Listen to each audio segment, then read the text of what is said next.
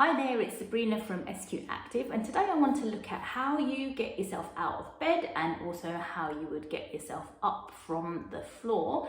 So for example, if you fell down and there was nothing else around you, how would you get up off the floor? And also how exercises are relevant to you getting up out of bed and off the floor.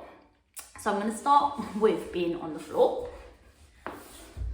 So for example, if you're in bed, and you're lying on your back, so if you're a back sleeper, you're lying in your bed, you're asleep, and then you've got to get up in the morning.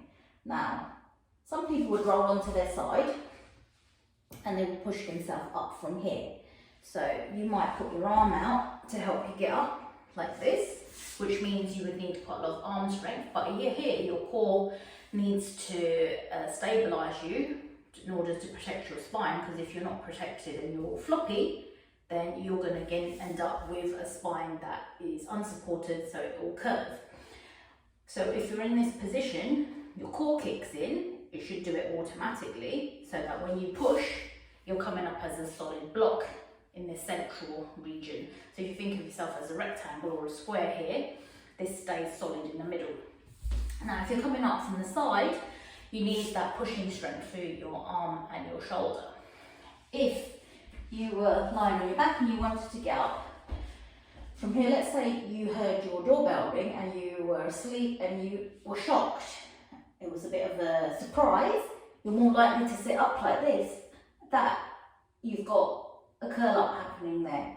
So even with your legs straight, so obviously when you learn to do a curl up, you probably have your knees bent to begin with and you're curling up from here. When you're in bed and then suddenly there's a surprise, you look up like this, that's you doing a curl up. And hopefully you're not feeling it in your neck and head, because it's your abdominals that are contracting that actually lifts you up from here. So if you were getting out of bed, you might find that actually, yeah, that's as high as you can go, which is fine. And then you twist to the side and then push yourself up again. So in that in itself, you've got the curl up and the twist. Curl up and a twist, even if you're going the other way. So either way, you've got to curl and use those oblique muscles plus the rectus abdominis. So that's you getting up out of bed and having control of your core and being able to tighten everything up keeps your back safe, so you're less likely to develop back pain. Now, getting up off the floor, everyone should be able to do this, but a lot of people start to get a bit lazy with it and you lose the ability. So if you're on the floor, you fell down, let's say this is you, you've fallen down, you get up, you've got to use your arms again to push yourself up. Now you're here. You can either stand from here if you've got the strength to just stand, which maybe you don't. So you're back on the floor and you're here.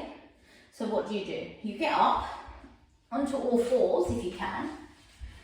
So when you're on all fours, obviously this is another core position. Your abs are engaged, your back is now supported. You can bring one leg forward. So this is where your glute strength would need to be, you need to have glute strength so that you can engage and push through this leg. Tuck the back toe under, and then your hands, you can have them for support on the floor. You will push through that toe on the back foot, this one, squeeze that bum on that back leg, push through the heel on this one, so the bum is squeezed on this side, bring that foot forward, and you can stand from there. There are variations to that, so you're down here, you're back on all fours, bring your hands round, your leg comes up, you can just stand from there, and you're up. So either way, you can just bring your foot forward to support you. You can put your hand on your knee to help bring you back up. But if you trained yourself to do this and you got a lot stronger with it, you wouldn't need to use your hands. So you could be down here, leg comes up, bring yourself up. Or you can just be here onto your knees, kneeling, standing. So these are things that you could train yourself to do so that you are far more confident when you're out and about. So should you fall, you can get up nice and easily. And also just in day-to-day life, if you need to come down towards the floor, it's easy for you to get up. It's a lot more less stressful for your body, and you're less likely to pick up any injuries if you know how to do it properly.